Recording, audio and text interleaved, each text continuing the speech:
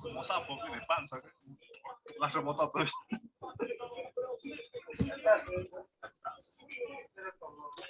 Más o menos mitad de tres. Tremendo sujeto es.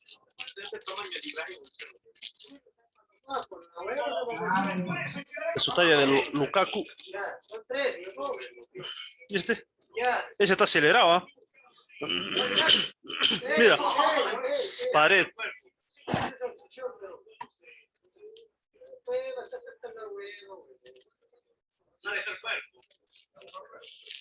¿Quién no va a pasar también a mí?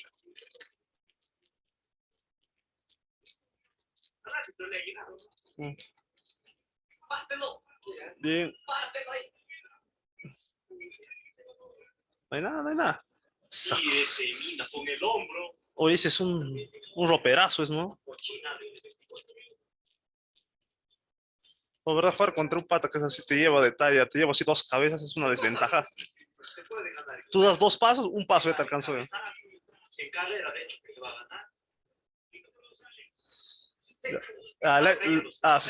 La deja caer el cuerpo porque ya la había sacado ya. La había fregado ese cancho. Sí, porque si no le dejaba el cuerpo, se iba. Estaba cayendo. Canchita estaba cayendo, aprovechando ahí para ganar. Lo agarrado con el brazo.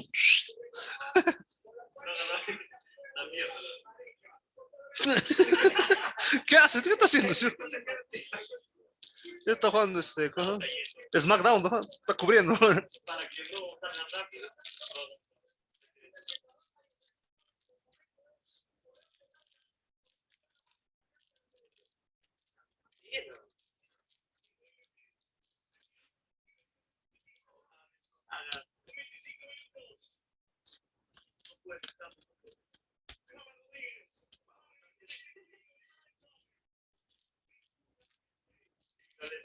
Una pena de ese.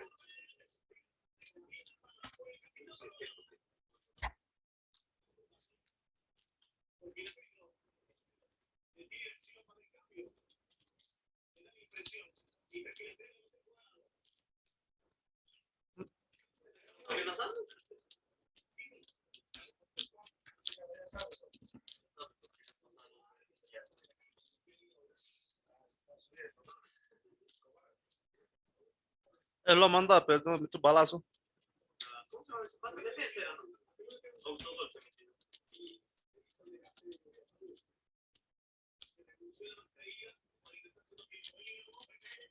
¿Quién es? ¿Mina? A Mina lo van a tumbar seguro, si empujando. Oye, oye. Penal. Ah, posición. Ah.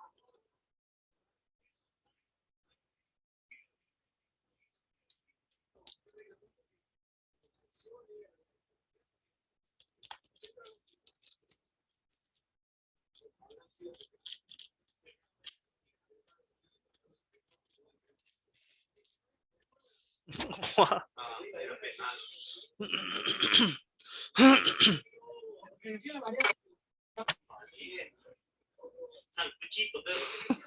La bendición de Sancuchito.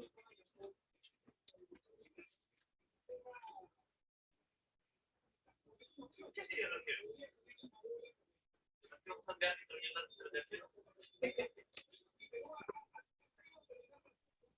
por eso hay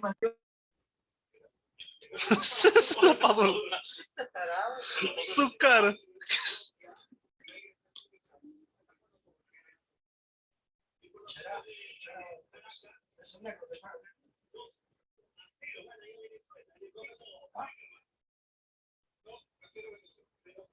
¿Que Venezuela está ganando a Bolivia? ¿En dónde, Juan? En Venezuela. Ah, en Venezuela. Bolivia, ganamos a Venezuela, ganamos a Chile y estamos en el mundial.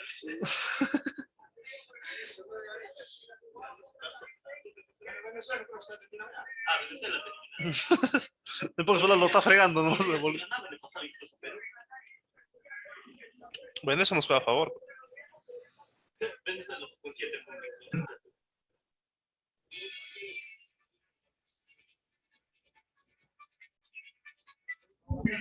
¿Aló? Amarilla mínimo.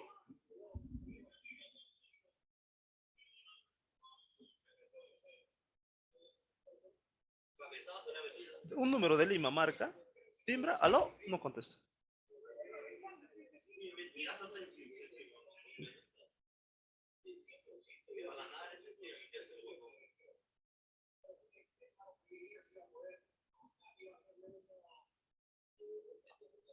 ¿Y dónde está la regla de metal? Eso también quiero saber.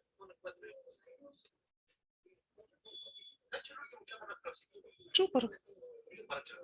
Pero usabas. Yo no usaba. ¿Cuándo usas? De hecho, yo mis cuadrados hacía con otro lapicero. A ti te da sin vergüenza.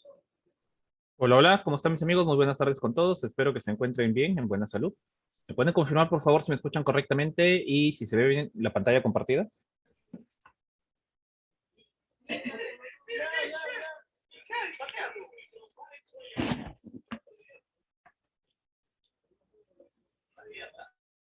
Excelente, muchas gracias. A ver, por favor, cuidado sus micrófonos.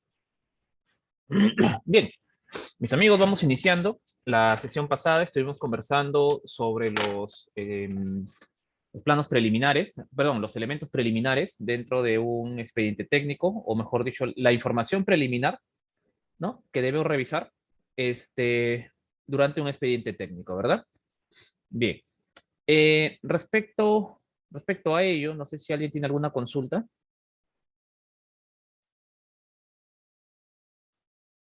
de la anterior sesión.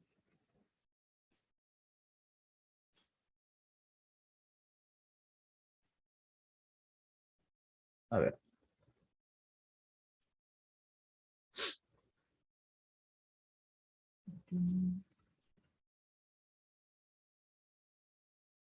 Ah, ya me acordé. Ya me acordé. El martes no tuvimos sesión, no llevamos esta clase. Perdón. Discúlpenme.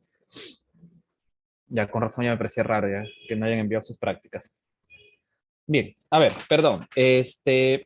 Vamos a realizar la sesión que teníamos que haber hecho el día martes. Perdón, disculpen. Sí, tuve un inconveniente con la computadora, bueno, etcétera, etcétera. Pero bueno, vamos a revisar el tema que tocaba para el día martes y luego continuamos. ¿Está bien?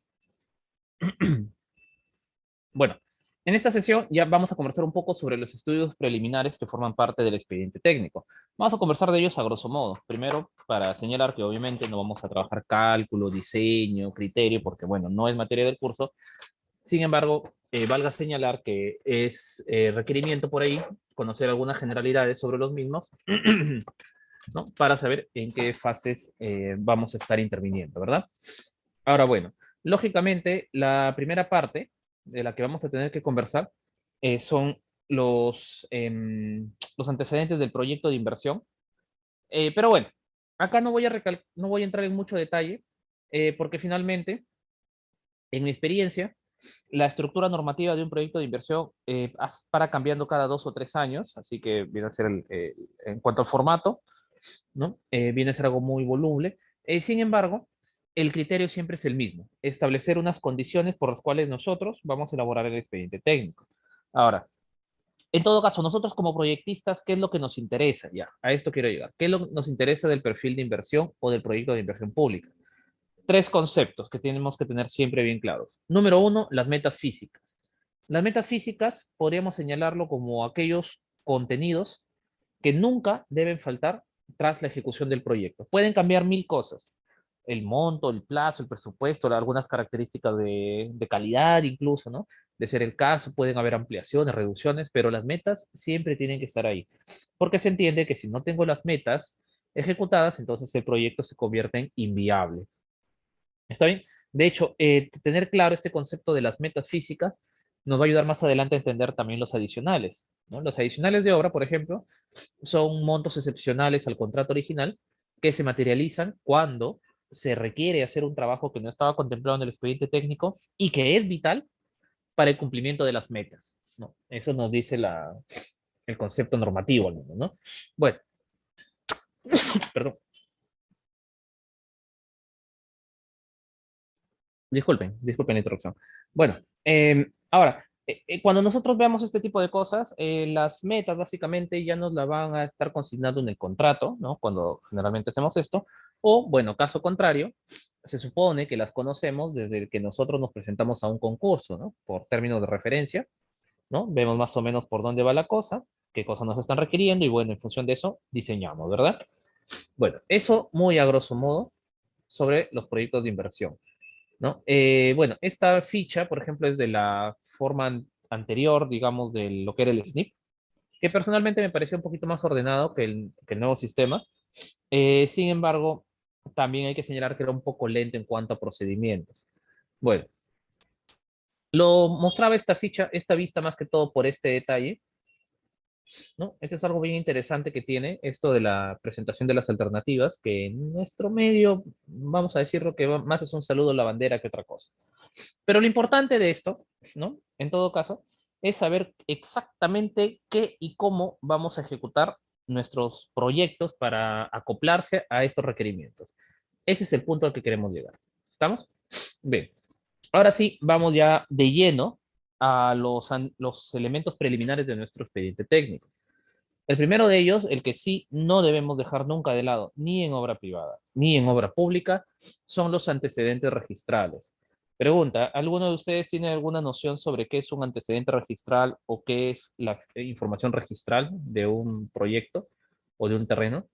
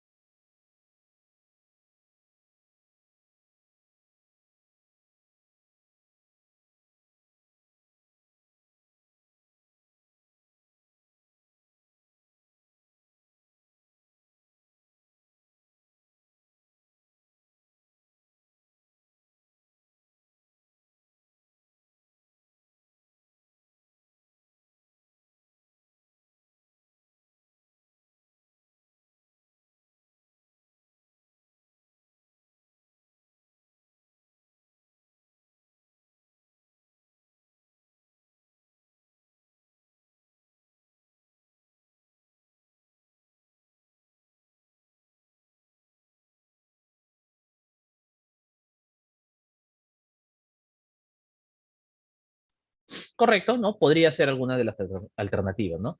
Es básicamente si está registrado en SUNARP, si está inscrito en los registros públicos, ¿no? A eso queremos llegar. Ahora, en teoría, cuando nosotros vamos a iniciar el desarrollo de un expediente técnico, el terreno en teoría ya está saneado, teóricamente, ¿no? Porque se supone que para iniciar la etapa de inversión, que incluye la etapa de inversión, ¿no? Bueno, mejor dicho, la vez pasada estuvimos viendo sobre los proyectos de inversión, ¿verdad? Las vidas y las fases. Tenemos una fase de preinversión, de inversión, postinversión, ¿verdad? Ahora, dentro de la fase de inversión tenemos dos contenidos, la ejecución de la obra y los estudios definitivos o expedientes técnicos, que es donde estamos nosotros. Se supone que en esta fase ya los terrenos deben estar considerados como habilitados, disponibles, eh, etcétera, es decir, que ya se haya comprobado la regularización del terreno. Sin embargo, no está de más darle una mirada al registro público. Entonces, lo que vamos a hacer, hablamos de obras públicas. Entonces, en este caso, ¿cómo voy a revisar? Entro a la página web de registros públicos de SUNAR. Si gustan, vamos a ver una pequeña muestra, si me permiten. En obras privadas, esto que vamos a hacer a continuación es vital. Ya, entramos a la página. ¿Se ve la pantalla? Disculpen. La página de SUNAR. ¿Se ve? Ok, gracias. Ya, entonces entramos a la página de registros públicos, entramos por acá, ingresamos. Bueno, hay que crearnos una cuenta que es gratuita, no se preocupen. Esperamos ahí un rato. Hey, veo caras conocidas de mi curso de Archicad. Bueno, ya está. Entonces, por ejemplo, ya, ahí ya me cargó la página. Acá a la izquierda tengo la opción de buscar, por defecto siempre me sale la opción de buscar por partida. También tenemos la opción de entrar al índice nacional de personas jurídicas para buscar empresas y el de personas naturales. ¿no? En este caso nos permite la opción de buscar cuáles son las propiedades que están a nombre de una u otra persona. Ojo, que por cada búsqueda a nivel personal hay un cobro de 5 solcitos. Para la búsqueda por partidas, ¿no? En este caso no tiene costo y gratuito. Entonces, por ejemplo, buscamos acá la zona registral. Eso acá lo dejamos nada más. Propiedad inmueble. Y acá buscamos si vamos a presentarlo por ficha o por partida. De aquí vamos a hablar qué diferencia hay. Voy a poner una que ya tenía por acá en la data. Buscamos. Y lo que va a salir por acá son todos los registros que salen en relación de dicha partida. En este caso solamente una. Así que entro a visualizar y voy a encontrar que acá a la izquierda, en esta columna de la izquierda, tengo la opción de descargar todos estos documentos que son los asientos. ¿Qué son los asientos? Es cada acto que sucede sobre la modificación de las características o derechos de un predio, se asienta, valga la redundancia, en un asiento registral. Y estos pueden hacer alusión a inscripción, compraventa, bloqueos, hipotecas, embargos, independizaciones, lotizaciones, etcétera, etcétera, etcétera, ¿no? Bien, entonces siempre es bueno entrar, como repito, especialmente si es obra privada, ¿no? Y vemos acá en qué condiciones se encuentra nuestro predio, ¿no? Por ejemplo, eventualmente podría estar acá la última ficha, por ejemplo, donación. Habría que entrar a ver. Bloqueado, estoy en una obra pública y sale acá el último bloqueado. Entro a mirar y resulta que está un terreno en litigio, por ejemplo, ¿no? Entonces ahí ya ese tipo de datos me sirve para dar parte a la entidad y bueno, pues no, porque si no estaría haciendo un proyecto que simplemente no se va a ejecutar o que voy a tener problemas en la obra o etcétera, etcétera, etcétera. También es bueno entrar desde la primera partida, desde la primera ficha, por ejemplo, para tener conocimiento de las dimensiones normativas como punto de base, ¿no? Por supuesto que estas dimensiones pueden variar con el tiempo, en el sentido de que no, las mediciones no siempre son precisas, hay actualizaciones que no se realizan, en fin, ¿no?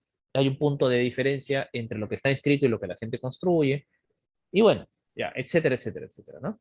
Ahora, ¿cuál es la diferencia entre una partida y una ficha registral? Pues para no hacerla muy larga, la partida se hace por computadora y las fichas registrales se hacían a máquina de escribir.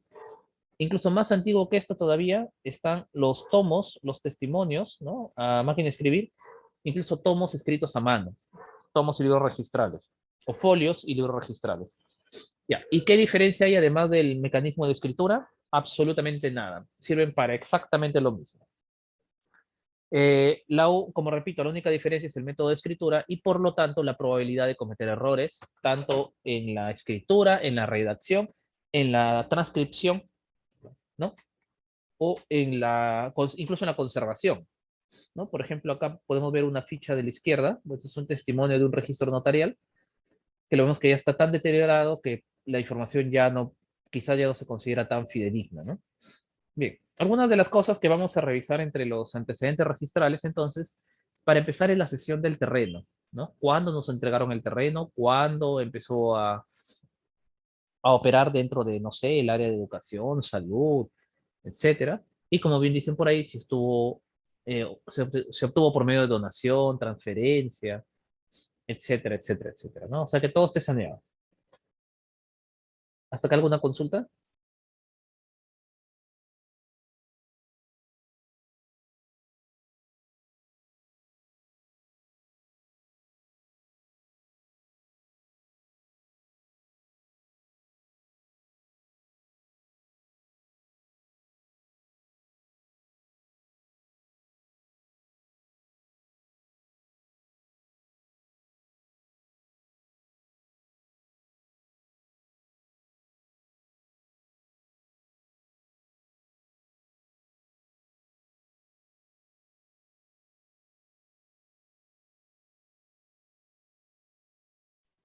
Claro, no hay ningún problema. A ver, los asientos en general se le denomina a cualquier cosa que en registros públicos tiene que ser inscrita. Recuerden que la ficha mejor dicho, la partida electrónica, la partida registral, lo que hace es llevar una, entre comillas, una hoja de vida de un predio, de una propiedad.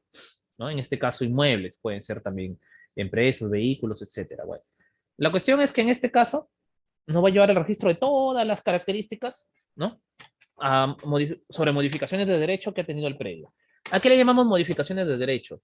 Recuerden que la parte registral, todo lo que es registros públicos, se centra no en la entidad física de los inmuebles, sino dentro de su el concepto jurídico, dentro de la repartición de los derechos. Es decir, si bien es cierto, en registros públicos son importantes los linderos, son importantes las áreas, más importante aún es qué porcentaje de propiedad tiene tal o cual persona o hasta qué punto tiene derechos totales o parciales sobre estos terrenos. Por ejemplo, yo sin ser el dueño puedo construir en un terreno y con todas las de la ley.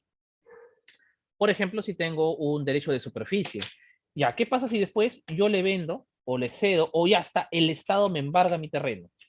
Yo soy el dueño. Me embarga el terreno. Pero resulta que este terreno tiene una carga, un derecho de superficie de 30 años. Ahora, pregunta. Yo firmé con Maite, con Maile, con Maile, firmamos un contrato de derecho de superficie. O sea, el derecho de superficie es un contrato privado por el cual, por ejemplo, Maile, sin ser propietaria de mi terreno, ¿no? Yo se lo cedo, parcial o totalmente, por 30 años, 50 años, ¿no? Lo que sea, para que ella construya, lo capitalice, comercie, cobre los frutos, por supuesto, de esa venta. Y al finalizar nuestro contrato, si queremos lo renovamos o si no, ya el contrato se cierra, ella se retira con todas sus ganancias, ¿no? Solamente habiendo pagado los alquileres, obviamente, y las infraestructuras se quedan para mí, por ejemplo, ¿no? Es una modalidad bastante utilizada en los temas comerciales. Así no tengo que comprar el terreno, pero me aseguro de tener garantizado la posesión, la tenencia del terreno, ¿no? Durante algún tiempo. Ahora, digamos que a mí me embarga la SUNAT. Pregunta, ¿el derecho de superficie que tiene Maile fenece con el embargo o el Estado está obligado a respetarlo?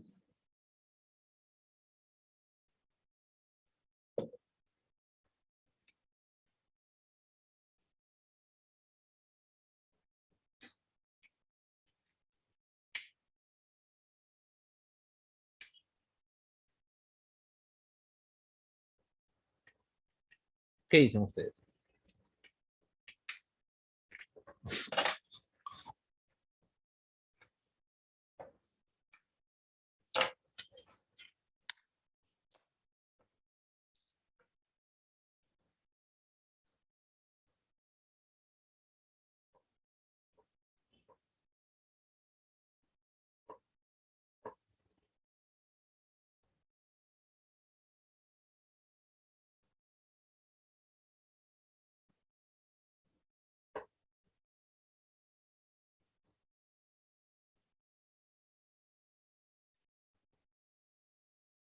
Hola, hola, ¿están por ahí?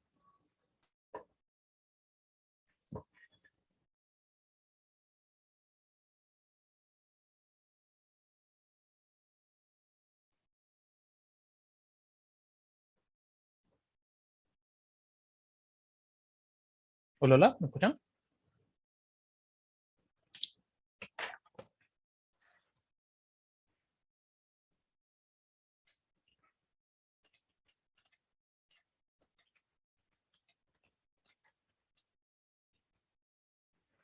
Ah, ok, ok, ya, perdón, pensaba que estaba mal el audio nuevo.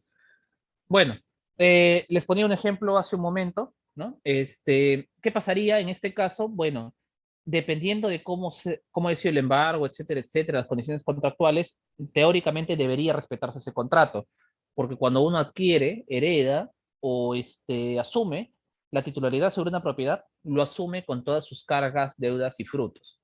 En este caso, el Estado estaría obligado a respetar ese contrato, ¿no? Con Maile, o en todo caso renegociarlo. Ya, ¿y esto qué tiene que ver con los expedientes técnicos de obras públicas? Que muchas veces, ¿no?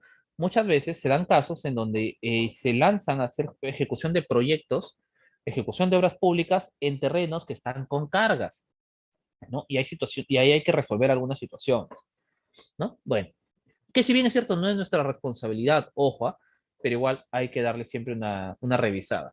Ahora, en obra privada, ahí sí es indispensable no solamente revisar, sino manejar un concepto sobre el derecho predial, porque es el punto de quiebre sobre el cual los proyectos se materializan o no. Porque ya en más de una ocasión, bueno, en mi caso, cuando me he desempeñado dentro del sector privado, pasaban cosas de este tipo. Por ejemplo, me contactaba un señor X para hacerle un proyecto y resulta que para firmarlo había observación, porque no era solamente un único propietario, sino eran varios propietarios. Resulta que él pretendía construir en el terreno que le dejó la mamá de palabra, la mamá que ya falleció, pero habían dos hermanos más.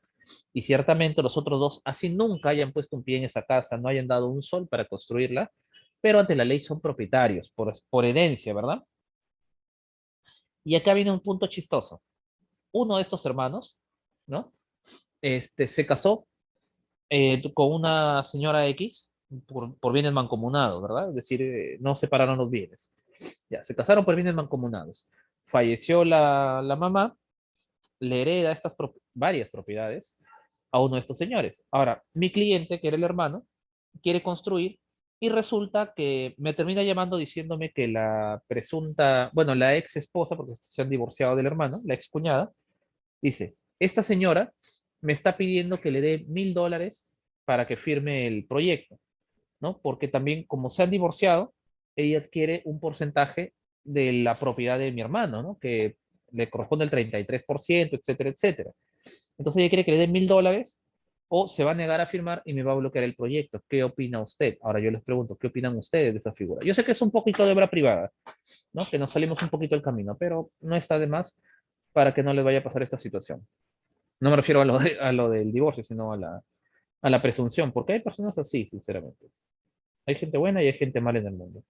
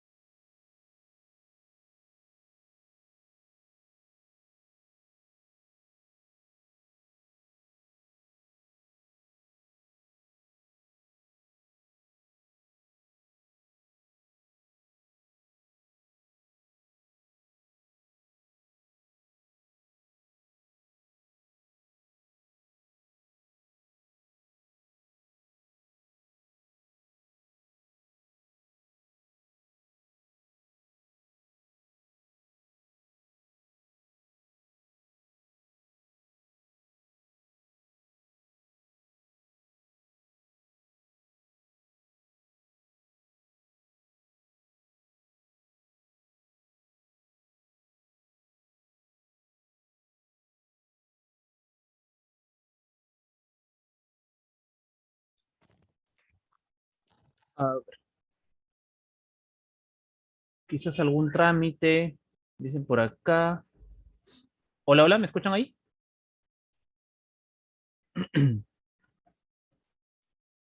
Hola, hola. Ah, ya, ok. Ya, a ver. La historia es la siguiente. Veamos. Primera noción. ¿Ya? La figura estaba que esta señora, esta persona, se había casado con bienes mancomunados, ¿verdad? ¿Qué hay partido? ¿Qué tanto alboroto hay? Bueno, esta persona se había casado por bienes mancomunados, ¿verdad? O lo que se le denomina, ok, con razón, o lo que se le denomina sociedad de gananciales, es decir, se forma una sociedad. Ahora, como ya deben saber seguro, por cultura general, por novelas, por conocidos, qué sé yo, cuando la pareja en sociedad de gananciales se divorcia, se reparten de forma equitativa todos los bienes producidos durante su sociedad. Eso incluye la acumulación de los capitales que tenían previamente al matrimonio. ¿Estamos hasta ahí? Ahora bien, la ley me dice que hay dos excepciones a esta regla, ¿no? Las herencias y las donaciones. Por lo tanto, esta señora tiene o no tiene derecho a reclamar algo sobre las firmas o la pretensión de firmar algo.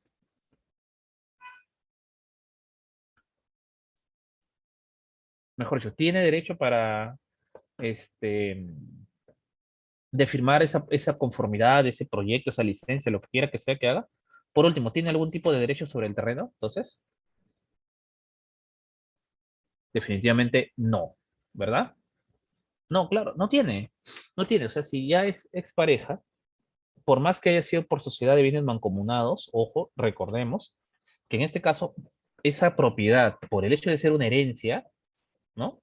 Por el hecho de ser una herencia, ya no forma parte de la fórmula de cómputo de la repartición de derechos. No tiene razón de ser. Entonces, por lo tanto, tampoco tiene forma de exigir algo ahí, ¿verdad? Ahora, que si este hermano, la expareja, decide vender su parte sobre el dinero obtenido de esa venta, ¿no? Probablemente a esta señora sí le correspondería, si estuvieran aún casados, sí le correspondería parte de ese dinero, ¿no? Pero en líneas generales no aplica. O sea, la figura esta de las novelas, de los memes, de las hombres y mujeres que se buscan viejitos, o perdón, se casan con alguien que tiene un papá o una mamá multimillonaria esperando heredar las propiedades. No, no funciona así. No le va a tocar nada, sencillamente, a esta persona. Bien, otro de los puntos que vamos a ir revisando es el tema del catastro. A veces confundimos lo que es catastro con lo que es registros públicos. Y son son dos cosas completamente diferentes. El registro público, ya lo dijimos, es el archivo que guarda sobre todo lo que es materia jurídica en el Perú al respecto de los bienes inmuebles, es decir, los linderos, dónde empieza la propiedad, dónde termina la propiedad, cuándo acaba, quién lo tiene, quién no lo tiene, si está alquilado, si tiene gravámenes, si está hipotecado, etcétera, etcétera. Y lo más importante es establecer quién tiene el dominio del inmueble, punto, ¿no? Punto nada más. Ahora bien, el punto número dos es que en catastro, por otro lado, es una oficina que forma parte de la municipalidad. Registros Públicos es una entidad autónoma de nivel nacional, pero dependiente del Ministerio de Vivienda. Pero los catastros, las oficinas de catastro, forman parte de las municipalidades y tienen por obligación hacer el fichaje, hacer el sondeo y la medición de todos los lotes en la ciudad, de su jurisdicción. Suena a lo mismo, arquitectos. Sí, la diferencia es que, por un lado, en registros públicos me va a guardar la consignación del lote teórico y catastro me va a medir la realidad física. Por eso es muy importante siempre revisar ambas fuentes cuando vamos a ver nuestro terreno, porque incluso ambas podrían estar en discrepancia. A ver, les hago un ejemplo. Esta es una manzana y estos son los lotes, digamos, de la habilitación urbana. ¿Ya? Es decir, lo que nos vendieron. Y vamos a hacer la clásica, ¿no? Digamos que los lotes tienen 6 metros, ¿ya? De ancho, son chiquitos. Ya, los lotes tienen 6 metros de ancho, ¿estamos? Y de repente este señor vino y construyó y ¡fua! Se ocupó los 6 metros de ancho, ¿no? Dijo, bueno, mi terreno, a mí me han dicho 6 metros y acá me han hecho un proyecto para 6 metros. Cuando va a construir el siguiente, el inspector, el constructor y todo lo demás les dice que tiene que dejar una junta con el vecino de 5 centímetros. Claro, él de inmediato dice, pero ¿por qué voy a perder mi terreno? Mira, él no ha dejado nada. Sí, pues lamentablemente tienes que dejar tu junta. Y tienes que dejar junta para este lado y respetar junta para el otro lado. O sea, tienes que perder 7 centímetros y medio, ¿no? Porque la junta promedio son, perdón, por lo menos son, bueno, en teoría por lo menos es 35 milímetros, pero todos sabemos que le ponemos por lo menos 2 pulgadas. Así que tendría que dejar 5 acá y 2 y medio acá. El señor dice, no, ¿por qué yo voy a ser el que va a perder? Así que construye sus 7 metros de esta manera. Lógicamente, el siguiente va a ser lo propio y así lo hará el otro. Estoy exagerando, por supuesto, las dimensiones. Y digamos que del otro lado se ha dado la misma situación.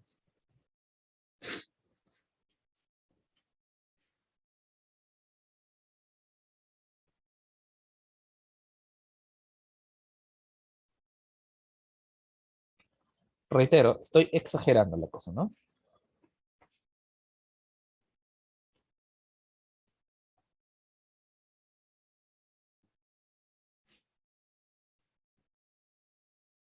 Ahí tocaba, ¿no? Estaban mal dibujados los otros. Estaban al revés. Ya bueno, entonces cuando llega este señor, encuentra que su lote es esto, que tiene como 1 metro menos. Y obviamente la culpabilidad en todo caso es una sucesión de todas las situaciones, ¿no? Ahora, ¿qué va a proceder acá? Este señor tiene que iniciar un proceso de judicial. Claro, uno pensaría que iría contra el primero, ¿no? Que es el que empezó todo el problema, pero en realidad ese proceso va uno y dos por usurpación de su área de lote. Y ya hay toda una serie de procedimientos en el Código Civil para establecer si fue de buena fe, de mala fe, en fin, no nos interesa eso ahorita. Pero vamos a suponer que así con el lote sesgado, con 1 metro menos, digamos, de ancho, igual construye. Ahora, pregunta, este lote, vamos a llamarlo el lote C1, según catastro, ¿cuál es nuestro lote? ¿El de color verde o el de color negro? Y según registros públicos, ¿cuál es nuestro lote? ¿El de color verde o el color negro?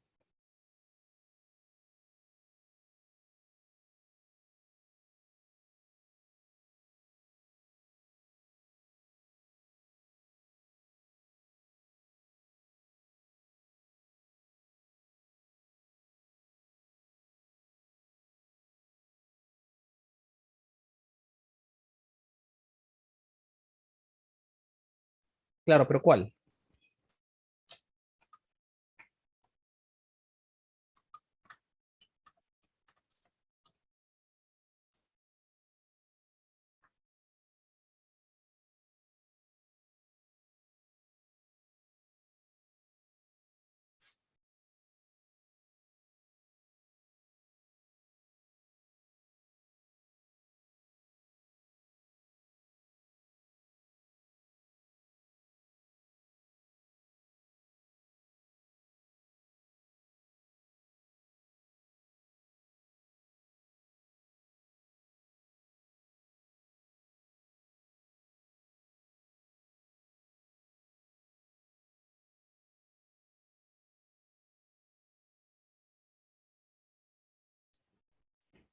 ¿Listo? A ver, sí, no se preocupen, a ver.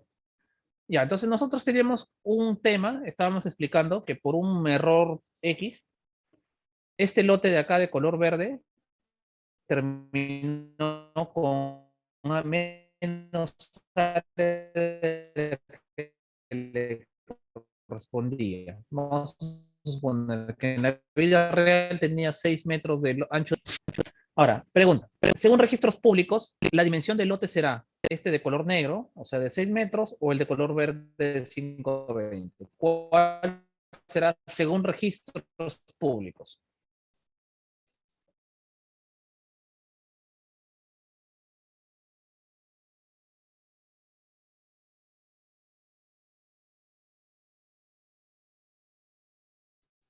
Claro, el de 6, ¿verdad? El modelo teórico, ¿no? Ese es porque eso es lo que este señor ha comprado. Cuando yo compro un terreno, lo que estoy haciendo es adquirir un dominio sobre una propiedad, ¿verdad? Estoy adquiriendo el dominio o el derecho de dominio, ¿no? Estoy haciéndome con los derechos sobre esa propiedad. Sobre una propiedad equivalente a 6 metros por X, 15 metros, no sé. Pero catastro lo que me va a consignar es lo que ve, lo que se puede medir en la vida real, tomando como referencia los linderos existentes. En este caso, la de color verde, ¿no? Entonces, ¿cuál debe acomodarse? ¿Catastros o registros? Definitivamente registros. Ojo, acá hay una frase, ¿no? Acuñada hace muchos años. Dice, el archivo de registros públicos es dinámico, porque siempre va a cambiar en función de las solicitudes que realizan los propietarios y sus verificadores, o sea, nosotros los arquitectos e ingenieros. Pero Catastro tiene un registro estático, cuya actualización depende única y exclusivamente del trabajo del personal municipal. Bien, ahora, ¿qué pasa si no coincide? Pues el de registros públicos es el que se tiene que acomodar al de Catastro, ¿no? No al revés, ¿sí? Ahora, que si ambos no coinciden, ya ahí es otra historia, ¿no? Acá tenemos, por ejemplo, un plano catastral y básicamente este va por el tema de los planos perimétricos. Entonces, como podemos ver, básicamente es consignar las poligonales, sus vértices, lados, distancias, ángulos. Esto me va a servir para contrastarlo con el terreno, básicamente. Inmediatamente después de esto, nosotros vamos a necesitar tramitar el certificado de parámetros urbanos. Pregunta, en una obra pública, será necesario, uno, tramitar el certificado de parámetros urbanos y dos, sacar licencia de obra.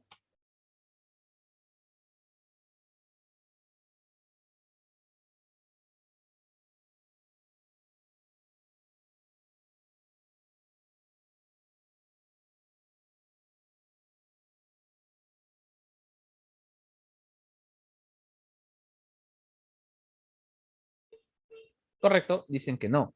Vamos a ver. Le voy a compartir acá de una clase de licencia, ley de licencias de obra y quisiera que vean acá los requisitos. Ya, estas son las modalidades de las obras públicas, perdón, de las licencias de obra. Como ya bien saben, la ley 29090 nos consigna 4 categorías para la obtención de licencias. Obviamente están en función de la complejidad de estas mismas obras. Veamos qué nos dicen las obras para modalidad A, que se entiende como licencia automática. ¿Qué es licencia automática? Que la sola presentación del expediente ya constituye la aprobación del mismo y el permiso para iniciar trabajo, ya, ¿no? Básicamente. Por supuesto que luego me van a auditar en la verificación administrativa, pero ya esa es otra historia. Bueno, vengo por acá y me doy cuenta que entre los tipos de proyectos que se acoplan a esta modalidad están las viviendas unifamiliares de hasta 120 metros cuadrados, ampliaciones de hasta 200, proyectos de remodelación, siempre que no haya aumento del área techada, proyectos de ampliación de obra menor, o sea, no más de 30 metros cuadrados y siempre respetando el tope de 200, demoliciones de hasta 5 totales, demolición total de hasta 5 pisos y obras públicas. Sin importar su envergadura, ¿ya? Las obras públicas tienen que tramitar licencia de obra y se ajustan a la modalidad A, o sea, licencia automática. La sola presentación ya constituye el acto de aprobación de la obra. Ahora, y acá viene el otro punto, ¿será necesario tramitar el certificado de parámetros urbanos? ¿Por qué? O sea, no quiero que lo memoricen estas cosas, sino que empecemos a desarrollar criterios al respecto de esto.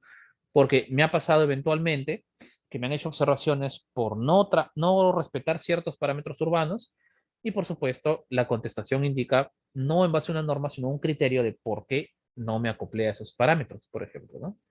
Les pongo un caso. Me observaron, estábamos diseñando un proyecto de un colegio y me observaron indicando que no cumplía con la densidad mínima. ¿Cuál es la densidad mínima, máxima, perdón? La cantidad de habitantes por hectárea, ¿no? Que aplica para proyectos, en las obras privadas nos calculan, por ejemplo, los departamentos, nos dicen cuántos habitantes tiene tu proyecto. Lo calculo por número de dormitorios y sacando una regla de 3 simple, entre el área del terreno, el área de una hectárea, que son 1000 metros, y el número de ocupantes de mi proyecto, saco el número de ocupantes teóricos en una hectárea. Eso sería la densidad, ¿no? Y me decían que, bueno, no cumplía. Luego presenté un sustento de contestación y me dieron la aprobación. Ahora, Antes de explicarles ese ejemplo, les pregunto, ¿en las obras públicas será necesario respetar los parámetros urbanísticos? Sí, no, todos, algunos.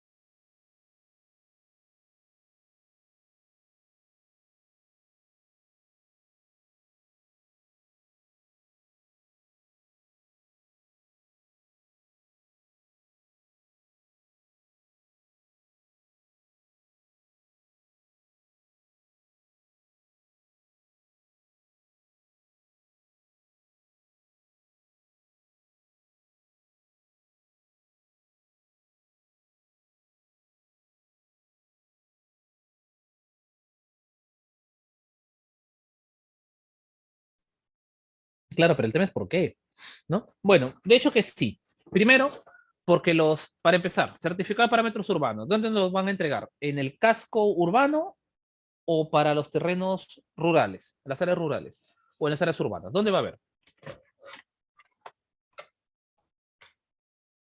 En las áreas urbanas, pues, ¿no? Para empezar, obviamente. ¿Por qué? Porque la única forma posible de que nos dieran un certificado de parámetros urbanos es que el terreno esté urbanizado, o sea, que haya tenido una habilitación urbana. Terreno rural no nos van a dar. Entonces, todas las obras públicas que se ejecutan en obras rurales, sencillamente no nos preocupamos porque no va a haber certificado. Carreteras, veredas, pavimento, incluso algunos tipos de escuelas, postas de salud, depósitos, salones comunales en el interior, etcétera, no vamos a tener problemas. Pero si el proyecto está dentro del ámbito urbano, aquí es otra cosa, porque por muy obra pública que sea, este proyecto se tiene que acoger a la normativa municipal, se tiene que acoger a los planes de desarrollo urbano, se tiene que acoger a los planes directores, a los planes de manejo territorial, ¿por qué no? Al catastro, a la expansión urbana, respetar las vías. Y por ejemplo, hay algunos parámetros como el retiro mínimo obligatorio que es indispensable cumplirlo porque eventualmente mi proyecto, el proyecto con el que estoy trabajando, podría estar, por ejemplo, ubicado en el medio de, o perdón, en una vía que está proyectada a futuro, una expansión futura. ¿Cómo es esto? En algunos proyectos, en algunos lotes, perdón, se suele dejar un retiro, ¿verdad? Desde el límite de propiedad. Este es el límite de propiedad, digamos. Y la pista y la vereda, ¿no? Ya, se suele dejar un retiro. Entonces, en algunos casos, en las avenidas, se suele considerar que estos retiros, cuando son más amplios, pueden utilizarse a futuro como un área de espacio necesario. Entonces, sería el colmo que todos los proyectos estén obligados a dejar el retiro y venga la obra pública y no lo respete. Entonces, la pretensión de hacer una expansión vial a futuro simplemente no funcionaría, ¿verdad? Se perdió la intención. Sin embargo, hay otros parámetros que son única y exclusivamente para uso de proyectos residenciales. El más importante de ellos es la densidad habitacional. La densidad urbana, la densidad habitacional, densidad máxima, lo que nos mide es la cantidad de habitantes por hectárea y nos dice qué tantos habitantes pueden tener en la zona. ¿Y eso cómo se traduce? Bueno, según el número de ocupantes que tengo en mi proyecto, ¿no? En mi edificio residencial, ya lo explicamos, ¿no? Por regla 3 simple, lo proyecto y saco cuántos habitantes tendría en toda la hectárea si es que todos construyeran el proyecto igual que yo. Y tiene que mantener un margen, ¿verdad? Porque si este margen se supera, o sea, se entiende que se van a construir edificios por encima de la capacidad del área, la capacidad normativa de la zona donde estoy trabajando, Entonces se puede interpretar como que uno, todos los proyectos de la zona van a crecer mucho más allá de lo que deberían crecer y que voy a tener problemas de tráfico, sobresaturación del servicio de agua, electricidad, alcantarillado, comunicaciones, más producción de basura, congestión, etcétera, etcétera, etcétera, etcétera, etcétera, ¿no?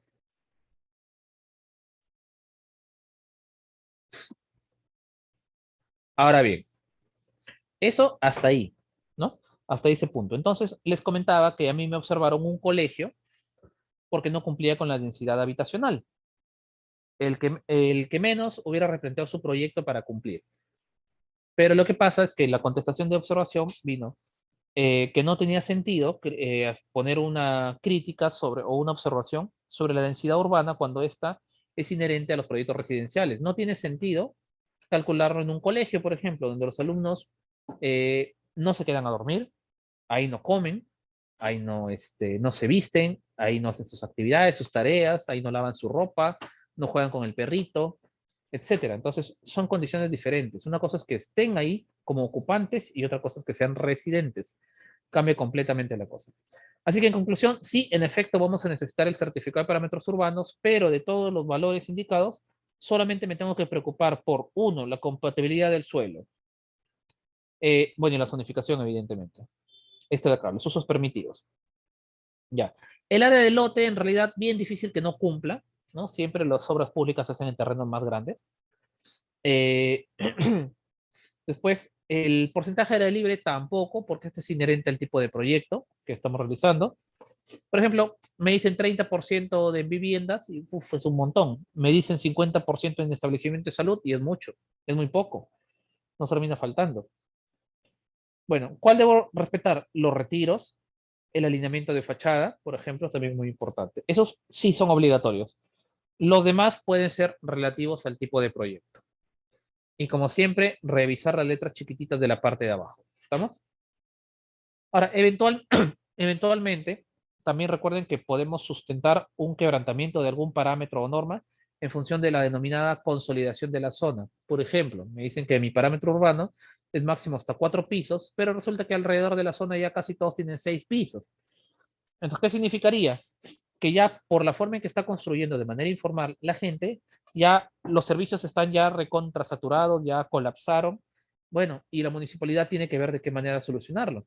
Entonces, pregunta, yo que soy el único formal, sería entre comillas justo que sea el único que respete una norma que me bloquea las ganas de crecer? No, ¿verdad? Entonces ya podríamos sustentar y tomar como referencia la consolidación de la zona, ¿no? Generalmente esto se hace para el tema de los retiros, las alturas, ¿no? Y bueno, y el manejo de fachadas en algunos casos que los piden, ¿no? Como el alineamiento.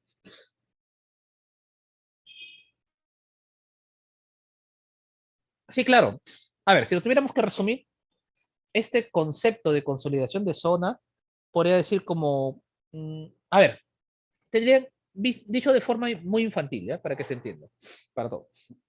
Sería como que vaya con la municipalidad y le diga, mira municipalidad, tú me estás pidiendo que no haga tal cosa, pero mira, todos lo están haciendo. Entonces, ¿por qué voy a ser el único que no lo hace?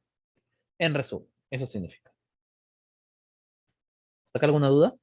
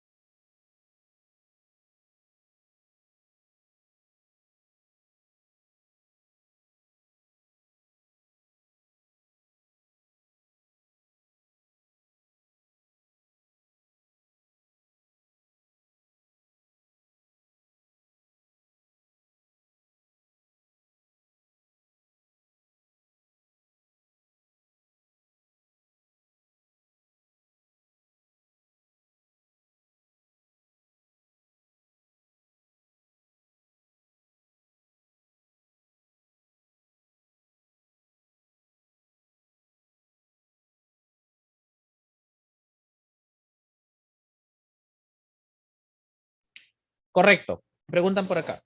Si hay un edificio que sobrepasa la cantidad de pisos permitidos en mi zona, ¿puedo proponer un proyecto similar? Sí, a menos que sea zona patrimonial. Ahí sí ya cambia completamente la figura. Y sí, en efecto, pero no es por un edificio, ¿no? Sino cuando ya la tendencia en la zona es a, ¿no? A ese tipo de construcción, ya ahí cambia la cosa, ¿no? A ver, ¿cómo presento los sustentos en este caso? Tomo un registro fotográfico de 2 cuadras a la redonda, que es, al menos antes de hablar de este tema, porque como les digo, estamos arañando lo que es la obra privada, pero también es sí, muy importante acá. Recuerden que cada provincia tiene sus propios reglamentos de uso de suelo, sus reglamentos de construcciones de cada provincia. Hago referencia al de Trujillo, que en realidad es un genérico, porque casi todas las ciudades tienen uno muy parecidos. Acá nos dice, por ejemplo, en la norma, que podemos hacer un barrido 2 cuadras a la redonda sobre las características de las edificaciones de la zona. Y podemos tomar como referencia una altura superior perdón, como altura referencial al edificio más alto en 2 cuadras a la redonda, por ejemplo, ¿no? ¿Por qué? Porque quieran o no, tarde o temprano ese edificio se va a inscribir, se va a regularizar, pagando multa, lo que sea, pero ya sienta un precedente para futuros, ¿no? Es como el derecho ganado, por decirlo así. Entonces, ¿qué es lo que hago? Tomo mi registro fotográfico de la zona, veo qué porcentaje de los edificios construidos han sobrepasado el límite, cuáles no, y presento mis tablas y eso me sirve de sustento. Porque si en 2 cuadras a la redonda todos están respetando y solamente hay uno que no, así jamás me lo van a permitir por las buenas. Pero si es al revés, ya se da por sentado que sí.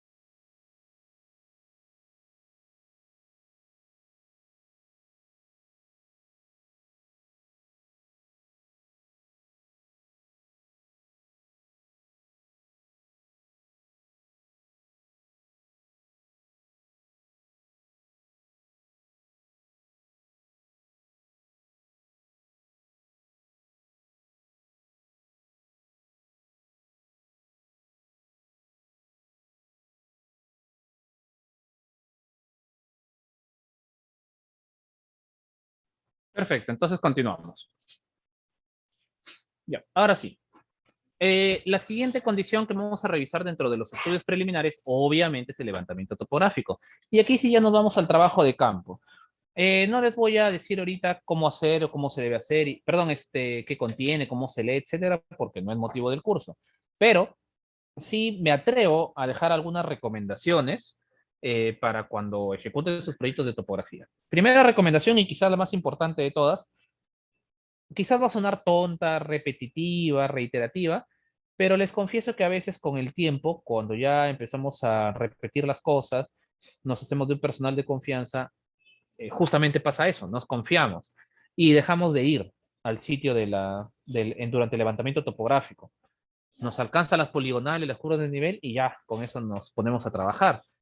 Es una mala práctica, ¿no? A veces la flojera, no sé, la costumbre, qué sé yo, nos gana, ¿no? Pero sí, esa es la primera. Vayan al sitio de la obra, vayan con su ingeniero civil, porque tiene que ver in situ, en vivo, la composición del suelo, los estratos, que nos ayude que él elija, o que nos ayude a elegir las ubicaciones de las calicatas, porque lo podemos calcular, la cantidad que necesitamos, tenemos una norma que lo indica, pero necesitamos pues el conocimiento práctico y científico del tema para ver cuáles son las mejores ubicaciones posibles al respecto, para que vea las fuentes de agua, las canteras, los accesos, las rutas, en fin, ¿no? Las pendientes del suelo.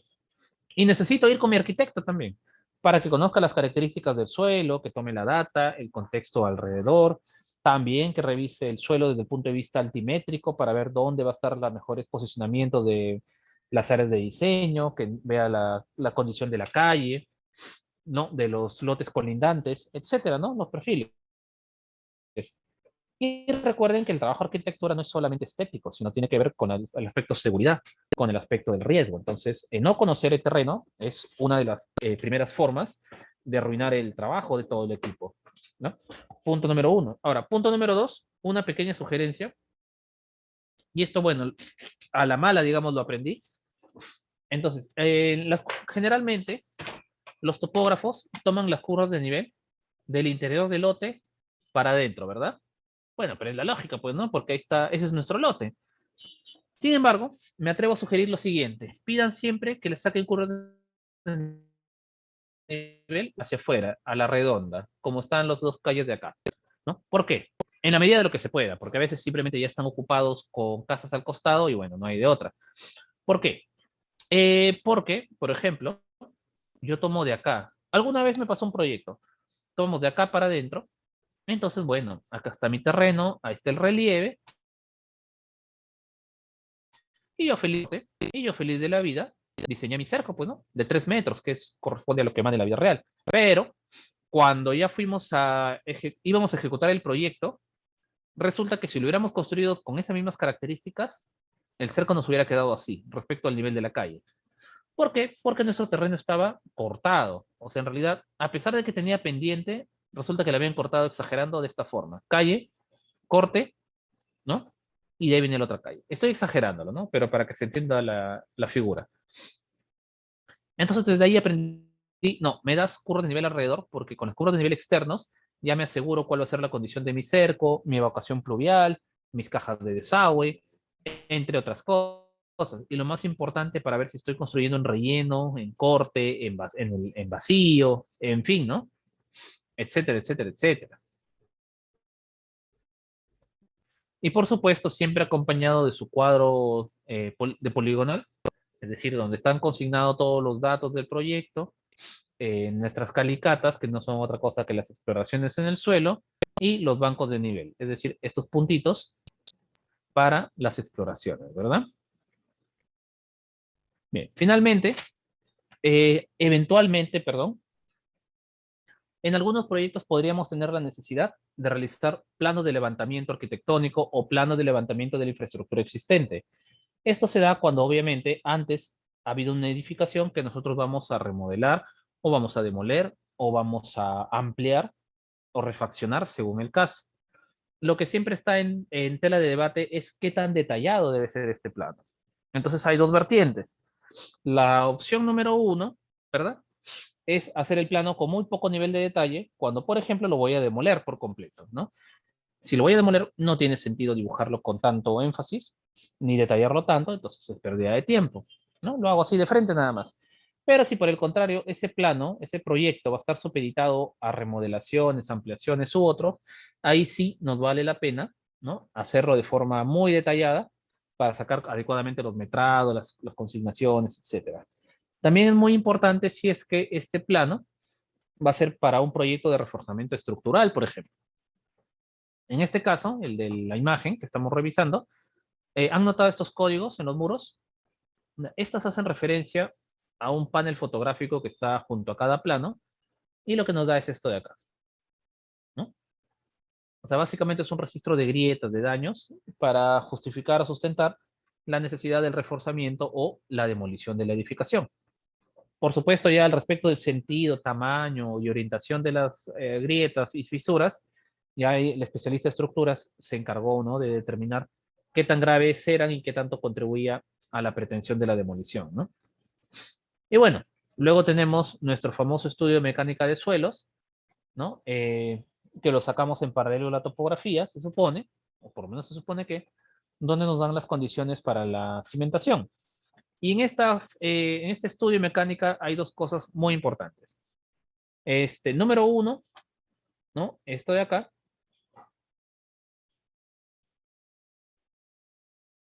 ¿no? La capacidad de carga, digamos, de nuestros proyectos, ¿no? Punto número uno, o sea, los datos sísmicos o los datos del suelo, los parámetros del suelo, etcétera, que nos otorgan una ficha resumen, que van a ir directamente hacia el plano de cimentación, punto número uno. Y otra, esta de acá, ¿no? Y no se olviden, por otro lado, para que no les observen su proyecto, siempre su panel fotográfico al costado de la excavación con su panel indicando la fecha, un código para marcar la zapata que estamos sacando, la muestra, etcétera, etcétera, etcétera, ¿no? Con el nombre del proyecto, por supuesto. Y bueno, muy a grosso modo, estos serían los estudios preliminares que tenemos de los proyectos. Bien, hasta acá, no sé si tenemos alguna consulta.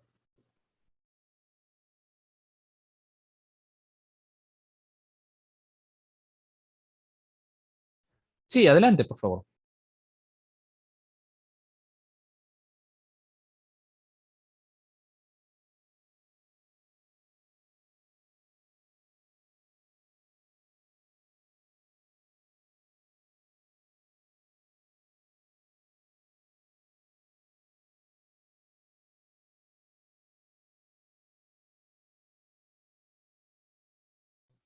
Ahí sí me agarraste.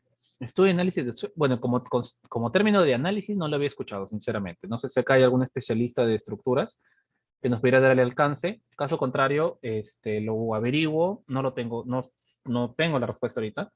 La averiguo y te la comparto en la siguiente sesión o en el grupo de WhatsApp. Lo que sí hay es entre un estudio y un informe de mecánica de suelos, hay una diferencia puntual que nos dice la norma y va supeditada a la exigencia del nivel según las categorías de la edificación, el tipo de riesgo, nos puede servir simplemente un informe, digamos, en base al programa de exploración o la necesidad de tener todo un estudio de mecánica de suelos mucho más elaborado, ¿no? Ahí sí entiendo que hay una diferencia, pero como análisis no lo he escuchado con ese término, sinceramente, te soy franco.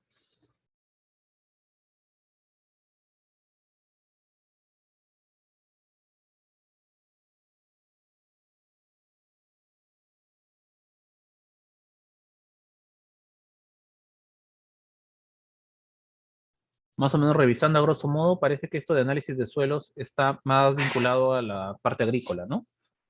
¿Pareciera?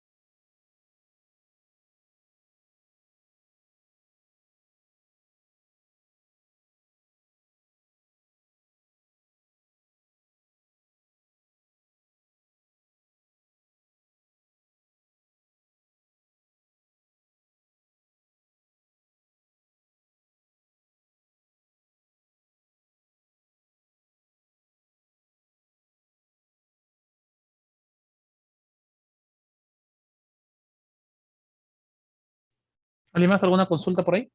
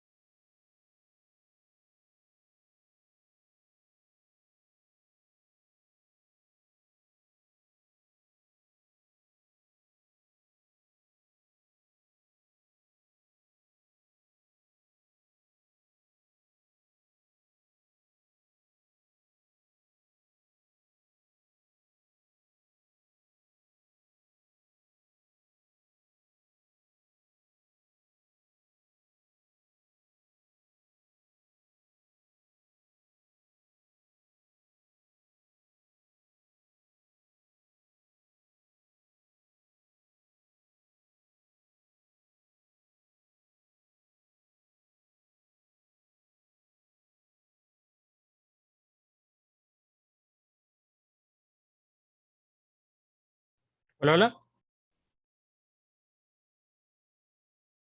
Sí, si todavía más consultas al respecto del tema. Bueno, no sé, me pareció raro, sino que normalmente dura un poquito más por las consultas. Esta vez casi no, no ha habido mucho. Bueno, debe ser por el partido, seguramente. En todo caso, si gustan, hacemos dos cosas. Una de dos. Vamos adelantando la sesión del día próximo martes, que es de arquitectura. Claro que tendremos que cortar en un poco más de media hora, ¿no? Porque es toda una sesión completa, o lo dejamos aquí y acumulamos en una siguiente sesión, independientemente de que estamos con una sesión para devolver, ¿no? No sé qué prefieren. Vamos avanzando o lo suspendemos aquí para no cortar la sesión siguiente. En la otra, por cierto, tenemos una pequeña práctica. Para la de acá normalmente no estaba programada.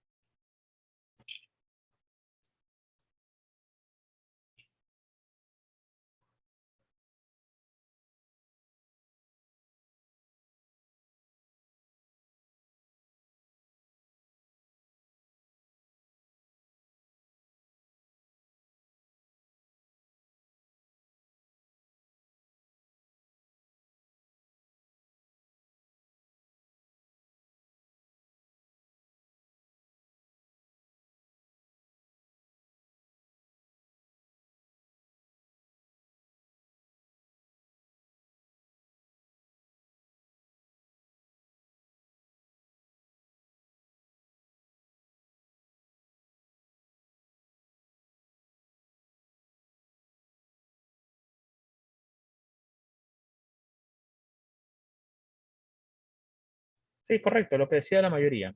Eh, Por mí es cualquiera de los dos. Acumulamos o continuamos y cortamos hasta donde nos alcance. Cualquiera de los dos.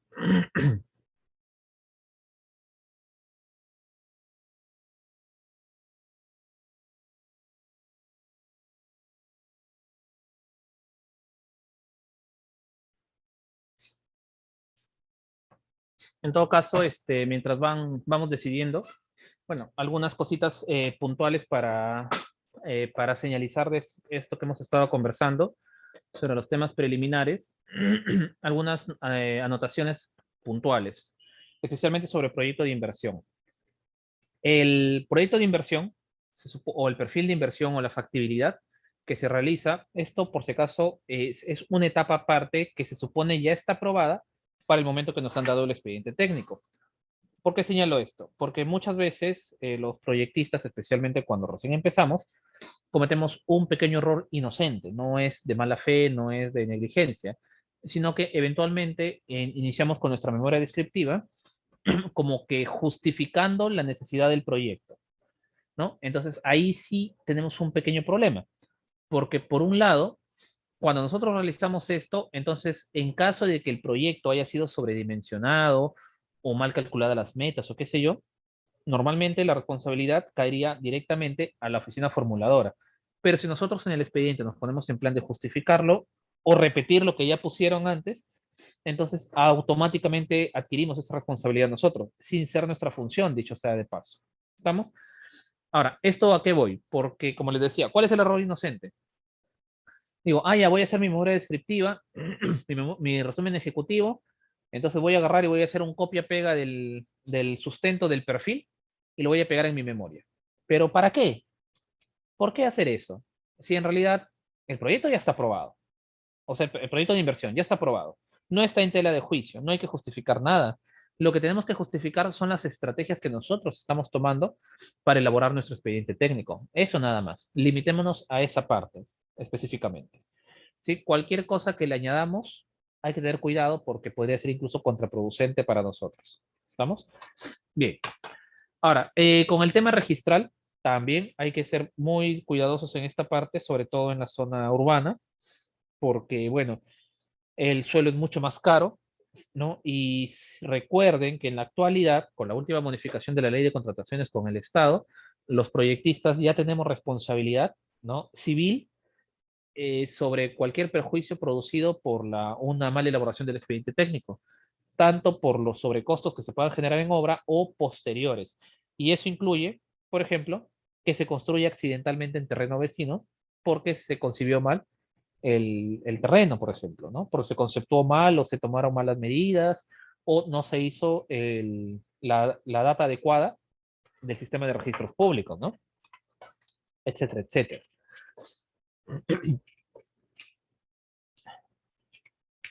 Bueno, y todo lo demás ya son datos técnicos, ¿no? Que no hay mucha ciencia que vamos a ir corrigiendo en el camino. La siguiente sesión vamos a conversar sobre ya lo que son planos, que ya viene a ser la parte más importante del expediente técnico, y para ello vamos a tener 4 sesiones, una destinada, perdón, a arquitectura, una a estructuras, una para instalaciones y una para detalles constructivos y otro tipo de planos. Valga señalar que no vamos a diseñar, no vamos a dibujar tampoco porque no es nuestra función, sino vamos a analizar el contenido que deberían tener estos planos, cómo presentarlos, cómo realizarlos. Vamos a presentar el proyecto que vamos a utilizar desde aquí hasta la última sesión, que es básicamente un colegio. Vamos a hacer un pequeño colegio de 3 pabellones y con este vamos a ir iniciando. Entonces, la figura es la siguiente. Por ejemplo, en la parte de arquitectura, voy a adelantar un poquito. A veces nos confundimos en el objetivo de los planos, ¿no? Pensamos que es un solo plano para multipropósito o que es el anteproyecto y ya está. Entonces, cuando tenemos esa confusión, o tengo planos que son exageradamente detallados que nos confunden, o planos muy insulsos que no nos sirven. Entonces, vamos a ver por qué en arquitectura necesitamos 4 categorías de planos: anteproyecto, licencia de obra, para la construcción y el registro público. Y vamos a hacer un pequeño ejercicio de presentación de estas 4 condiciones. También a veces confundimos el anteproyecto con el planteamiento general, cosas completamente diferentes, ¿no? Y vamos a ver por qué.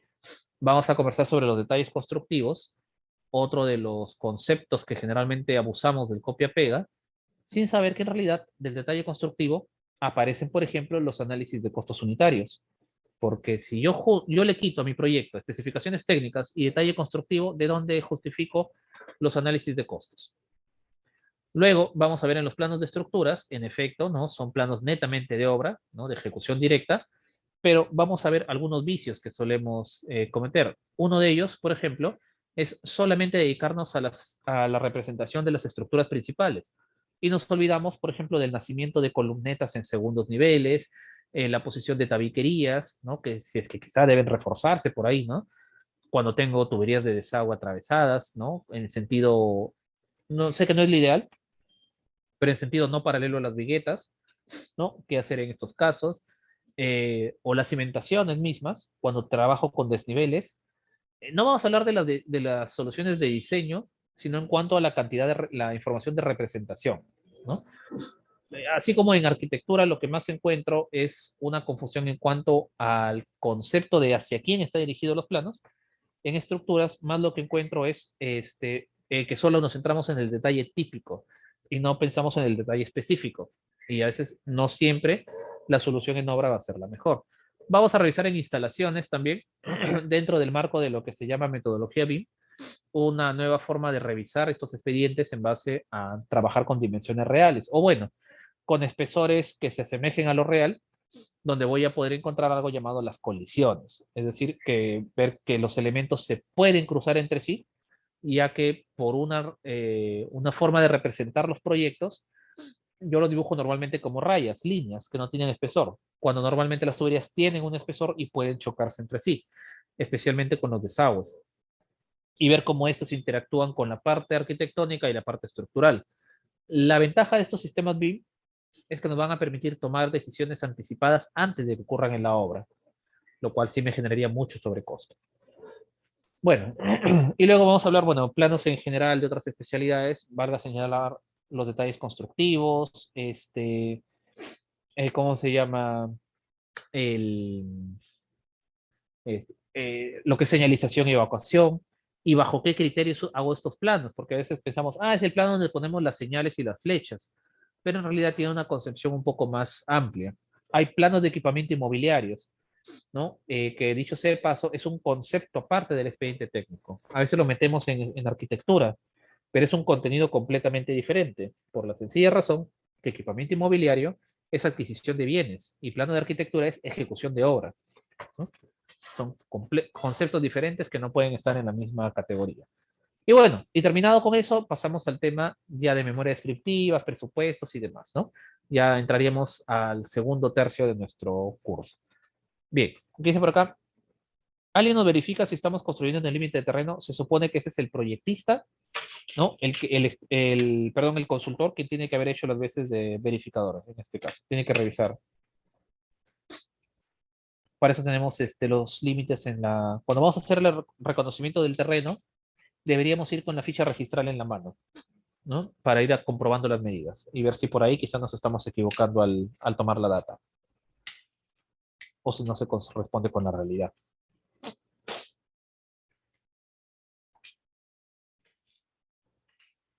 Bien, mis amigos. Bueno, esta ha sido solamente una sesión casi como de netamente teórica para ver algunos conceptos básicos nada más, conversar alguna terminología. Y ya la próxima sesión empezamos con la parte práctica de nuestro curso taller, ¿sí? Ya sin más interrupciones. Y como lo comentábamos, vamos a iniciar con la parte de arquitectura. ¿Estamos hasta ahí? Entonces, sin más que decir, esperando que les haya gustado la sesión, nos vemos el día martes, ¿sí? A las 5:30 de la tarde. ¿Estamos? Muchas gracias. Cualquier consulta, comentario o sugerencia, por favor, por el grupo de WhatsApp, ¿sí? Les decía, nuestro proyecto para desarrollo, vamos a trabajar un colegio, que me parece que es la obra pública más conocida, ¿no? Más típica. Así que, si tuvieran una sugerencia sobre algún tema que les haya inquietado sobre este tipo de expedientes, por favor, igual me van escribiendo por el grupo de WhatsApp para ver cómo lo tomamos en cuenta, ¿sí? Muchas gracias. Hasta luego.